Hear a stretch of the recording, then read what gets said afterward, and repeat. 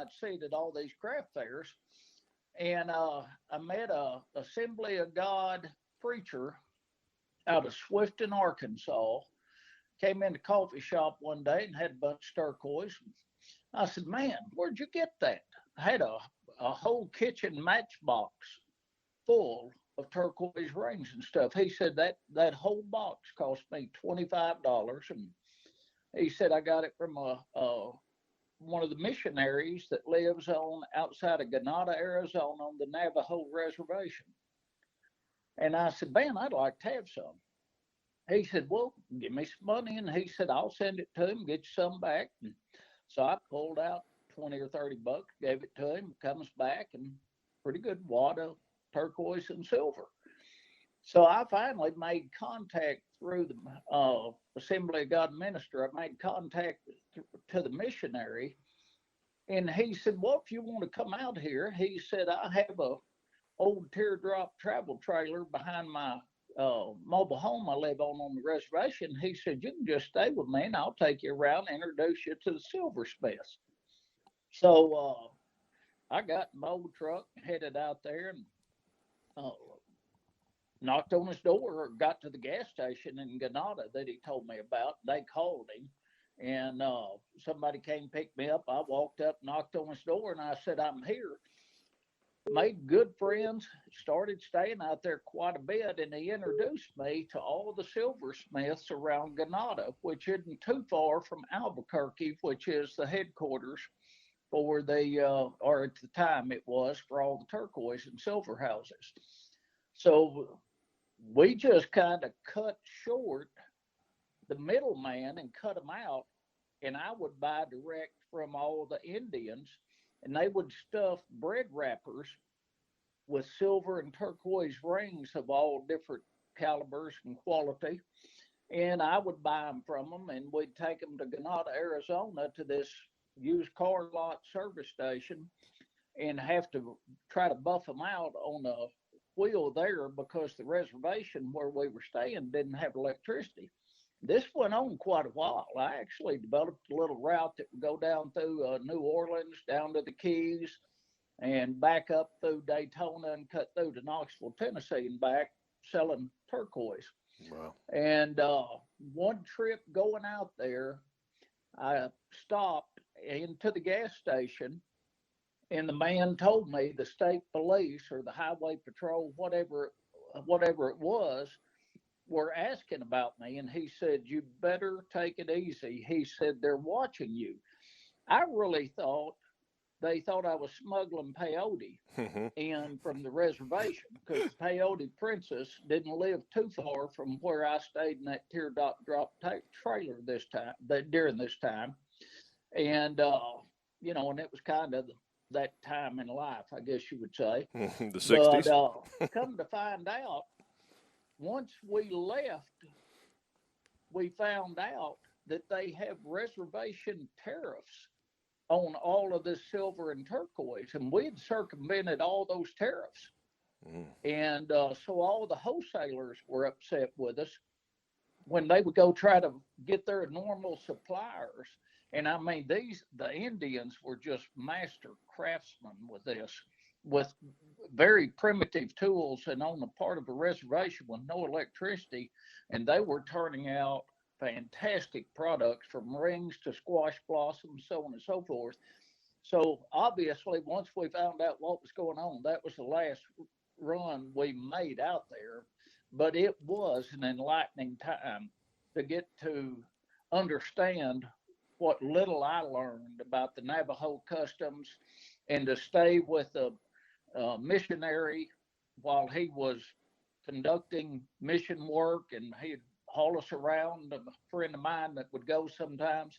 It was quite the experience out there. But that's what life's about. If you see that opportunity, why not knock on the door and at least look in to see if you want to go in there? That's the same thing that happened when I got started in the guide business All right. decades ago. But that was quite the experience. So transition for me. How you like this transition? Tell me how you got started in the guide business. How'd you get started in the guide business? Well, I never was a big athlete in school. Now, I tell people that I did play third base for the Cardinals for 3 years, and I was good. I was good, but the problem was I aged out. That was the Walnut Ridge Little League Cardinals, and by the time I got so old and so big, they made me quit playing. So Too bad. if you don't play sports and you live in Northeast Arkansas, I mean, we're a hunting and fishing mecca up here, from hills to flatlands, deer, duck, rabbit, whatever you wanted back in that day, and no one charged anything for hunting. So I spent every weekend afternoons hunting and fishing. And we'd started going to Colorado, and we would either rent a trailer that we'd stay in out in Colorado, or we would take a tent and put up and stay a week or two at a time. We'd hunt elk, mule deer, different things. And one of the trips in the 70s, 77, 78, somewhere right in there, Stan Jones had gone out there with us, and we'd taken a old, well, it wasn't old, a Bronco back then, one of the 10 body 4-wheel drive Broncos, and pulled a trailer with a tent. And we'd gone out, and we weren't far from some outfitters that had their clients with them on horseback, and we'd walk in, drive that old Bronco back in through there, hunting, watching their operation, and we're coming back into town, and Stan and I got talking about duck hunting. Well, we took it for granted. You just literally could go within a mile of what's now, some of this ground's even in the city limits now, but we could go a mile from our houses and shoot ducks. It just that simple. It was just a given. And we got talking about what people were paying, and even doing it on our own, what it cost us to go to Colorado, buy the out-of-state hunting license. And we owned a Best Western Motel and a restaurant. Winters were slow, so I said, I'm gonna put in a guide business and start selling duck hunts. Well, everybody around here thought I was nuts. We were trying to come up with a price. And finally, my dad, who was still alive at the time, he told me I was too cheap, and I went from $25 a hunt to $35. But we would furnish a family-style breakfast for everybody, and we'd even clean your birds for you when we got back in for that $35, just hoping to get a little extra motel room business out of it. So it started because of the interest in hunting, but seeing the business that they were doing all the way in Colorado with big game hunting, and we brought it in and applied it to Northeast Arkansas. Yeah. And, I don't know how many people have been to Northeast Arkansas, probably quite a few that are going to listen to this because of their duck hunting adventures, but there's not a whole lot in Northeast Arkansas. I mean, it's growing now. Don't cut us short. No. It's growing primarily because of your latest ventures, and again, we'll get to that. I don't want to jump ahead too much, but I mean, let's just say 20 years ago, 25 years ago, there wasn't much in Walnut Ridge, Arkansas, and there certainly wasn't in the 70s when you started the guide business. So. When that started growing, I guess you had some naysayers that had to come around and say, hang on a minute now, you might have something here. Well, you know what was comical? There were times when we were running peak crowds, we would hunt as many as 60 hunters a day. And now that wasn't in one group by any means, but sure. We ran that many guides, and opening day was always good, or 99% of the time it was.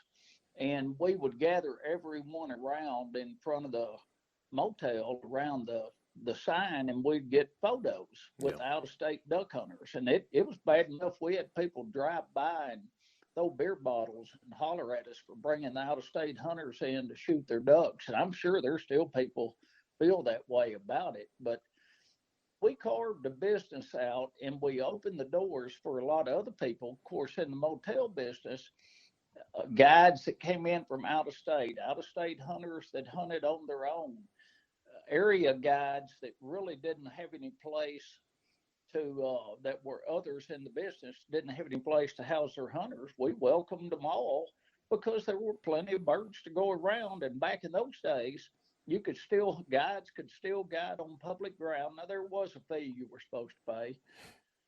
Mm-hmm. Most of the farmers would, if they had an area flooded, would just let you hunt for nothing, even take your customers home. Yeah. And that was public land for you would have been like Shirey Bay and Rainy Break and all that, White River, right? Dave Donaldson, the Dave Donaldson Black River area, the Shirey Bay, the Rainy Break area, Biomeda, south of Jonesboro, some of that area. Yeah, yeah. We normally didn't go as far down as Black Swamp out of Ball Knob, Augusta. Didn't have to. Do you remember, I'm jumping ahead, and we'll come back, but do you remember, I think we were in Shirey Bay one day, and we had made ourselves to a hole somewhere. I mean, it had to have been, we took boats for, it felt like a good hour. Danny had sunk. Danny was the guy that, Charles, you know who Danny was, but for the rest of the audience, Danny was an interesting character that Charles had employed for years that would hold holes for you, which was a big thing in those days. You had to have somebody hold your hole in public ground because it would get stolen, right? Somebody would come in and get to it before you would, essentially. Well, now let's clarify some of that. Okay. Hold your hole. It was public ground, and people tend to lean toward, this is my spot. I've hunted this all my life. That's right. I own this spot. That's right. You don't get my spot. Then as more and more out-of-staters started coming in, and business increased, plus the free flow of open hunting in northeast Arkansas, and especially in the flooded timber, it was hard to get out early enough. Now, if you had a bunch of hardcore hunters that always hunted together every day, it's one thing to get out and catch a early hole. But if you're running a guide operation as an outfitter, and you've got to make sure every group gets out on time, so on and so forth, you have an advantage to pay somebody to sleep in that hole overnight. And what Danny would do when he would hear boats coming, of course, this is pre-cell phone, he'd hear boats coming, he'd take those 50-cent flashlights back in the day and duct tape 2 or 3 around on the trees out from him, whereas the people came up, they would just think that was extra people standing out already around the hole.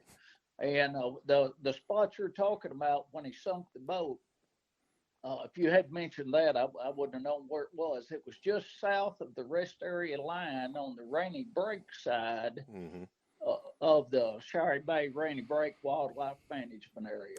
That's where, because he drug the boat that night, got holes in it, and went and sat in that chair all night in the duck woods with the foam under the seat, keeping the boat from sinking. When we pulled up, he was in the water, blue, shaking, and I can remember just as clear as day, asking him, what's going on? And, Steve, my job is good. I love my job. He would say, I love my job. Life is good. Yeah, life is good. Yeah, Danny's still alive. He's still in town. I see him every once in a while. Is he really? That's amazing. Life is good. That was his saying. I'm not sure the Life is Good company probably doesn't owe him coming up with that name. I thought he had died a long time ago. I'm glad you told me he was alive. No, he's doing good. Honorary as ever. That's excellent. We also got into a shootout one day in one of the holes. Do you remember? Well, there was then that was the time. Now there was one time we were boating in with some paid clients, and we were boating in, and the hunters all lined up alongside the boat run and breached their guns. Mm-hmm. And then there was one time that some of the people off